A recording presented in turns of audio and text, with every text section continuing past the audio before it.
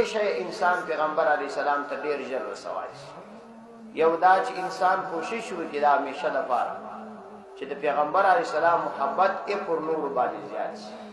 دا محبت دا یو عجیبه صفت دی، دا یو وجداني کیفیت دی، سړی په درک د باندې نشي اظهارولی. خو کله انسان د یو چا سره دومره محبت پیدا کړي چې د دې محبت پر کلمه لا باره خوند لري.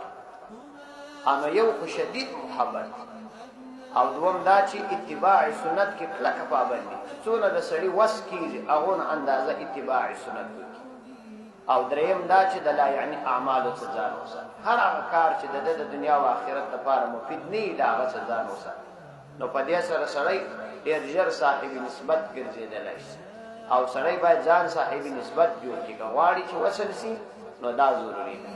تسامرنا تمازحنا مرحنا ورحنا للبحار